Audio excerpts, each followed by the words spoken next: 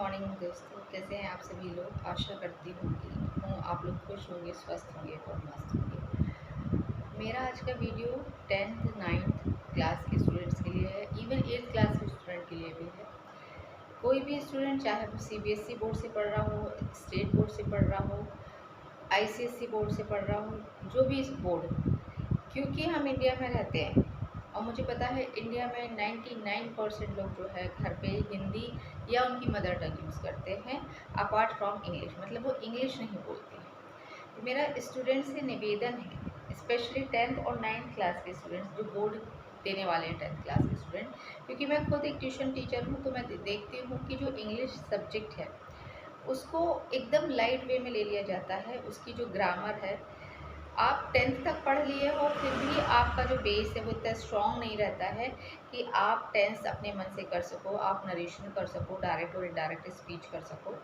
तो आज का जो वीडियो है मैंने उन स्टूडेंट्स के लिए बनाया है जो इंग्लिश को बिल्कुल इग्नोर करते हुए चलते हैं साल भर। मतलब वो, आई डोंट थिंक सो कि वो वीक में भी इंग्लिश को पढ़ते होंगे। सिर्फ क्लास में जो पढ़ाई होती है बस वो उतना पढ़ते हैं, उसके अलावा सिर्फ वो साइंस की ट्यूशन लेते हैं, फिज़िक्स, केमिस्ट्री और बायो, मैथ्स की लेते हैं, पर वो इंग्लिश को इग्नोर कर देते हैं। तो मेरा उन विद्यार्थियों से स्पेशली निवेदन है कि इंग्लिश को भी वो रोज़ पढ़ें, क्योंकि जो स्टूडेंट मेरे पास आते हैं, जब मैं उन्हें इंग्लिश सब्जेक्ट पढ़ाती हूँ तब मैं देखती हूँ कि उनके टेंस एकदम वीक होते हैं। Adverb, verb, noun, pronoun, direct indirect speech, active to passive voice, ये सारी चीज़ें बिल्कुल उनके लिए ऐसा लगता है जैसे वो फर्स्ट टाइम पढ़ रहे हो। जब मैं पढ़ा रही रहती हूँ तो वो मुझे ऐसे ध्यान से देख रहे रहते हैं, क्योंकि उनके ऊपर से, सर के ऊपर से वो चीज़ें निकल रही रहती हैं। उसका कारण मैं आपको बता देती हूँ। पहला, इंग्लिश हमारी मदर टंग नहीं है, तो विद्यार्थियों को वैसे इंग्लिश बहुत कठिन लगती है, टफ लगती है, उनकी रुचि नहीं होती है इंग्लिश सब्जेक्ट में। इसीलिए जब हम उसको डायरेक्ट से इनडायरेक्ट में करा रहे हैं या एक्टिव या पेसिव पढ़ा रहे हैं, फ्रेजेस करा रहे हैं, कुछ भी करा रहे हैं, तो वो समझने की जगह उसको सिर्फ एक भार की तरह पढ़ते हैं और निकल जाते हैं। तो मैं आपको बता दूं, यदि आप 10th बोर्ड के विद्यार्थी हैं तो आपको इंग्लिश सब्जेक्ट को भी मैथ्स की तरह लेना होगा। क्यों? क्योंकि हमारी मदर टंग नहीं है इंग्लिश। तो आपको जो इंग्लिश पोर्शन है उसका जो ग्रामेटिकल पोर्शन है उसको बहुत थॉरली अच्छे से पढ़ना है, बहुत अच्छे से करना है। उसमें सेंटोनम्स है और अपोजिट वर्ड्स हैं, एप्लीकेशंस हैं, एसेज हैं। इवन आपको रोज़ मेरी तरफ से एक एडवाइस है कि आपको रोज़ क्या करना है, एक पैसेज को रोज़ रीड करना है। उसके बाद पेपर में आता है ना पैसेज कंप्रहेंशंस, जब आते हैं तो उसमें आपको पैसेज रीड करके कुछ क्वेश्चंस दिए रहते हैं, वो आपको आंसर करना होता है। क्योंकि आपकी रीडिंग जो हैबिट है वो नहीं रहती है, आप रोज़ रीड नहीं करते हो एक इंग्लिश का पैरा।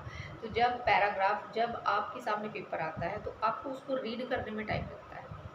तो मेरा आपसे निवेदन है कि आपको रोज़ एक पैसेज, पिछले साल के पेपर उठाइए, जैसा कि मैंने अपने लास्ट वीडियोस में बताया। आप पिछले साल के पेपर उठाइए, उन पेपर्स में जितने भी पैसेजेस आए उनको रीड करिए। रोज़ एक पैसेज रीड करिए, उसको क्वेश्चंस आंसर्स लगा कर देखिए। ग्रामर में जैसे डायरेक्ट इनडायरेक्ट स्पीच हुआ, टेंस हुआ, इसको भी रोज़ प्रैक्टिस करिए। यदि आप कहीं ट्यूशन जा रहे हैं तब तो वेल एंड गुड है, और यदि आप ट्यूशन नहीं जा रहे हैं तो ऑनलाइन आजकल बेटा सारी चीज़ें फ्री में उपलब्ध हैं। आपको यदि कोई टॉपिक समझ में नहीं आ रहा है, आप ऑनलाइन प्लेटफॉर्म पर जाइए, रोज़ 1 घंटा स्पेशली अपने इंग्लिश सब्जेक्ट पर निकालिए, क्योंकि इंग्लिश भी आपकी कमज़ोर रहती है। मतलब भारत में 80% विद्यार्थी, मैं कह सकती हूँ, जिनकी इंग्लिश जो है बहुत वीक रहती है। तो आपको इंग्लिश को कैसे तैयार करना है, आपको ग्रामर रोज़ पढ़नी है, ग्रामर की रोज़ प्रैक्टिस करनी है, रोज़ एक पैसेज रीड करना है, उसके क्वेश्चन आंसर लगाने हैं। ग्रामर में जो जो भी सिलेबस में दिया हुआ है उसका रोज़ एक टॉपिक पकड़ना है, क्योंकि अभी जुलाई शुरू हुआ है, आपके पेपर होने हैं फरवरी एंड या मार्च के फर्स्ट वीक में। तो अब तक आपको अपनी ग्रामर जो है इंग्लिश की वो स्ट्रॉन्ग करनी है। रोज़ वर्कशीट नहीं लगानी है आपको, सिर्फ सैटरडे संडे गूगल पे जाइए, यूट्यूब पे जाइए, उस स्पेसिफिक जो आपका सब्जेक्ट है उसकी वर्कशीट, जैसे मान लो आपको डायरेक्ट और इनडायरेक्ट स्पीच की प्रैक्टिस करनी है, आप गूगल पे जाइए, उसमें डालिए वर्कशीट विद आंसर्स। तो उसमें वर्कशीट मिल जाएगी, पहले आप उसको सॉल्व करिए, उसके बाद अपने आंसर उससे टैली करिए। बेटा इंग्लिश भी बहुत टफ सब्जेक्ट है, मुझे तो ऐसा लगता है जैसे मैथ्स से भी टफ सब्जेक्ट जो आप लोगों के लिए है वो इंग्लिश है। तो इंग्लिश पर भी आपको पूरा फोकस करना है, इंग्लिश की भी आपको रोज़ वैसे ही प्रैक्टिस करनी है जैसे आप साइंस की कर रहे हैं, आप मैथ्स की कर रहे हैं। इंग्लिश को यदि आप इग्नोर करोगे तो आज का जो मैंने डाला है थंबनेल में वार्निंग, तो ये वार्निंग की तरह मैंने आज वीडियो बनाया है कि इंग्लिश को बिल्कुल लाइट वे में मत लीजिए। एकदम से जब पेपर आएगा आपको बर्डन होगा, आपको टेंशन होगा, आप इंग्लिश फिर नए सिरे से करना उसी समय करने बैठोगे, तो इट्स बेटर कि आप इंग्लिश को रोज़ पढ़ें, रोज़ 1 घंटा आधा घंटा निकालें और इंग्लिश पर ध्यान दें, क्योंकि इंग्लिश भी एक स्कोरिंग सब्जेक्ट है और इंग्लिश भी मैथ्स की तरह, जैसे मैथ्स में फॉर्मूलेस होते हैं ऐसे ही इंग्लिश में भी कुछ नियम कायदे हैं, कुछ रूल्स हैं जो हमें वहाँ पुट करने होते हैं। यदि वो हम उसको सही ढंग से ग्रामेटिकली नहीं कर पाते हैं तो हमारा आंसर क्या हो जाता है, गलत हो जाता है। तो आज का वीडियो मेरा 10th क्लास के विद्यार्थियों के लिए था जो इंग्लिश को एकदम लाइट वे में ले रहे हैं। तो please please please focus on English subject as well.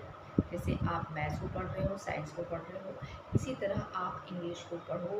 रोज़ एक पैसेज ज़रूर पढ़ो, उसे ज़रूर सॉल्व करो। ग्रामर का एक टॉपिक पकड़ो, उसे 1 वीक में ज़रूर करो।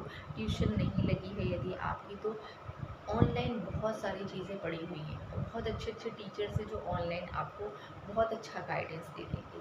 तो इंग्लिश के लिए समय निकालिए, ठीक है। और आपको यदि मेरा वीडियो पसंद आ रहा हो तो प्लीज़ लाइक करें, सब्सक्राइब करें और कमेंट बॉक्स पर जो भी आपकी और क्वेरीज़ हैं उसे लिखिए, ताकि मैं आपको उस कमेंट पर, मतलब उस टॉपिक पर एक अच्छा सा सलाह, अच्छी एडवाइस के साथ एक अच्छा सा वीडियो बनाकर आपको दे सकूं, जिसे आप देखकर, गाइड लेकर अच्छे मार्क्स आप ऑब्टेन कर सकें पेपर में, ठीक है। Thank you.